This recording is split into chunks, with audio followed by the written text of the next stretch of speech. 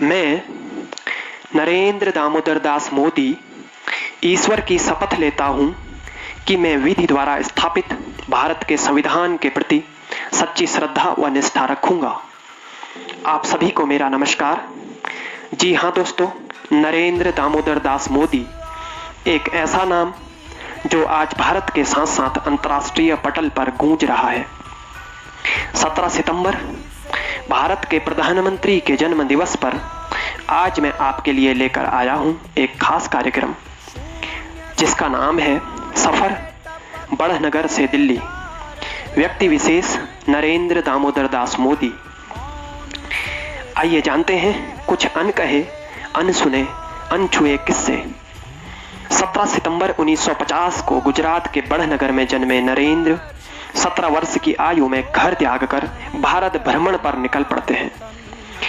2 वर्षों तक भारत के कई स्थानों व धार्मिक स्थलों की यात्रा कर वापस गुजरात लौटते हैं, किंतु 1975 के आपातकाल के दौरान उन्हें कई बार गुजरात को छोड़ करके इधर उधर भटकना पड़ता है, छुपना पड़ता है। इसीलिए वो कहते हैं कि जज्बा होना चाहिए, जज्बा सबसे जरूरी है। हमारे मन में एक उमंग, आशा और संकल्प का भाव था।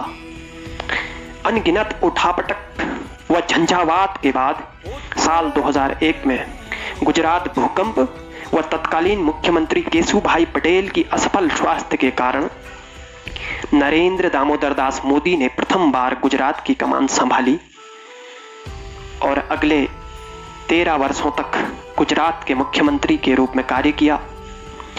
कृषि एवं उद्योगों के विकास, व्यापार व आर्थिक उन्नति को बढ़ावा देकर तथा वाइब्रेंट गुजरात जैसे कार्यक्रमों को चलाकर गुजरात को एक मॉडल के रूप में विकसित किया।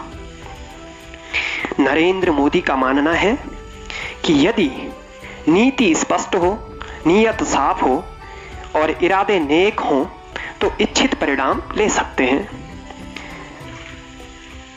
आगे वे और विस्तार से कहते हैं कि जब कोई व्यक्ति यह तय कर ले कि उसे कुछ हासिल करना है तो उसे कोई भी नहीं रोक सकता। यह लोगों की शक्ति का प्रमाण है। देश का निर्माण सरकार या प्रशासन या कोई नेता नहीं करता है, बल्कि देश का निर्माण तो इसके नागरिकों की ताकत से होता है।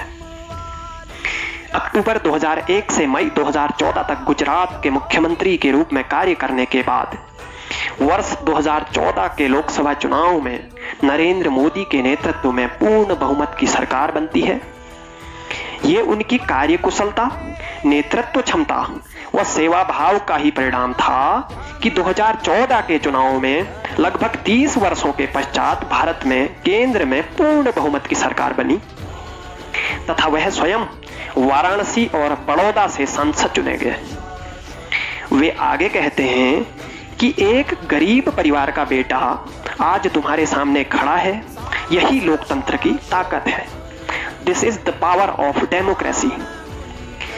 मैं वादा करता हूं, अगर आप 12 घंटे काम करते हैं तो मैं 13 घंटे काम करूंगा और अगर आप 14 घंटे काम करते हैं तो मैं 15 घंटे काम करूंगा, क्योंकि मैं कोई प्रधानमंत्री नहीं बल्कि भारत का प्रधान सेवक हूं। वक्त कम है, जितना दम है लगा दो। कुछ लोगों को मैं जगाता हूं, कुछ को तुम जगा दो। वर्तमान में नरेंद्र मोदी भारत के एकमात्र ऐसे लीडर हैं जो अपने कार्यों के साथ साथ भारत की जनता के दिलों में राज करते हैं, जिनका लगाव लोगों की भावना से जुड़ा हुआ प्रतीत होता है। 2014 में पहली बार प्रधानमंत्री बनने के बाद नरेंद्र मोदी ने अनेक ऐसी लोक कल्याणकारी योजनाओं का शुभारंभ किया जिनसे विकास को गति मिली और एक भारत श्रेष्ठ भारत की नींव पड़ी। उन्होंने डिजिटल इंडिया, प्रधानमंत्री जनधन योजना, स्वच्छ भारत अभियान, मेक इन इंडिया, प्रधानमंत्री उज्ज्वला योजना, अटल पेंशन योजना, प्रधानमंत्री कौशल विकास योजना, सुकन्या समृद्धि योजना जैसी अनगिनत योजनाओं का शिलान्यास किया। शिलान्यास ही नहीं, उनको कार्य रूप भी दिया। इसके अलावा कृषि, ग्राम सिंचाई, हेल्थ कार्ड, ग्राम ज्योति, उड़ान जैसी अन्य योजनाओं को भी बल मिला। यही नहीं, नरेंद्र मोदी के कार्यकाल में भारत मंगल मिशन हो या सर्जिकल स्ट्राइक हो, नोटबंदी हो या नीति आयोग की स्थापना हो, 3 तलाक का अंत हो या धारा 370 व 35A का अंत हो, अनेक ऐसे विजनरी कार्य किए जिससे भारत को एक नई पहचान मिली। हाल ही में नेप 2020 जो कि नई शिक्षा नीति 2020 है, इसको भी अमली जामा पहनाने की योजना पूरी तरह से बन चुकी है। नरेंद्र मोदी का मानना है कि काम करने का कोई अवसर मिलना मेरे लिए सौभाग्य की बात है, मैं उसमें अपनी आत्मा को झोंक देता हूं, ऐसा ही हर एक अवसर अगले अवसर का द्वार खोल देता है। वो जो सामने मुश्किलों का अंबार है, वही तो मेरे हौसलों की मीनार है। और इससे भी बढ़कर भारत जो कि युवाओं का देश कहलाता है, और भारत के युवाओं के लिए भारत के यशस्वी प्रधानमंत्री जी कहते हैं कि युवाओं से उनका एक ही कहना होता है कि आप कुछ बनने के सपने मत देखिए, कुछ करने के सपने देखिए। यदि आपने उस काम में अपनी आत्मा को खपा दिया तो बन तो आप स्वयं ही जाएंगे। यही उनके जीवन का मूल रहा है। भारत की सुरक्षा के लिहाज से सेना को मजबूत करने का उनका सपना वर्तमान में रंग लाता प्रतीत हो रहा है। चाहे वह हाईटेक फाइटर जेट हो या भारतीय सेनाओं को सुदृढ़ करना हो, जगुआर, सुखोई, राफेल, तेजस जैसे आधुनिक विमान हो या आधुनिक हथियार हो, अग्नि, ब्रह्मोस, आकाश, पृथ्वी जैसी मिसाइलें हो, मोदी सरकार ने रक्षा क्षेत्र में FDI को अब 100% कर दिया है, जिसके कारण भारत अब दुनिया के अग्रणी हथियार आयातक देशों में भी शामिल हो गया है। FDI में 100% जो हिस्सेदारी रक्षा क्षेत्र में कर दी गई है। नरेंद्र मोदी जी आतंकवाद को एक बीमारी मानते हुए कहते हैं कि आतंकवाद युद्ध से भी बदतर है। एक आतंकवादी के कोई नियम नहीं होते, एक आतंकवादी तय करता है कि कब, कैसे, कहां और किसको मारना है। भारत ने युद्धों की तुलना में अधिक लोगों को खोया है। वास्तव में नरेंद्र मोदी की विदेश नीति भी लाजवाब रही है। जब उन्होंने अमेरिका, रूस, जापान, इजराइल, फ्रांस आदि देशों के साथ अपनी मित्रता को घनिष्ठ किया, साथ ही साथ यूरोपीय संघ, आसियान, ओपेक जैसे संगठनों से भारत के मधुर संबंधों को भी गति प्रदान की।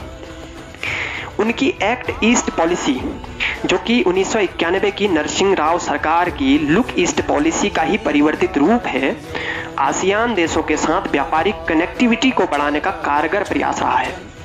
और वर्तमान में एक्ट ईस्ट पॉलिसी के तहत ही इसका ही परिणाम रहा है कि आज आसियान के राष्ट्रों द्वारा चीन का पुरजोर विरोध किया जा रहा है। इंडोनेशिया, जो कि आसियान का एक अंग है, एक देश है, इंडोनेशिया में हिंसक विरोध प्रदर्शनों ने चीन की नींद उड़ा दी है। उसिर सिना और आवास असिंग, उसिर सिना का मतलब है चीनियों को बाहर निकालो और आवस असिंग का मतलब है विदेशियों से सावधान रहो जैसे नारे इंडोनेशिया में आम नागरिकों के द्वारा अभी वर्तमान में लगाए जा रहे हैं, जिसका कारण है दक्षिण चीन सागर में चीन द्वारा अपना हक जताना।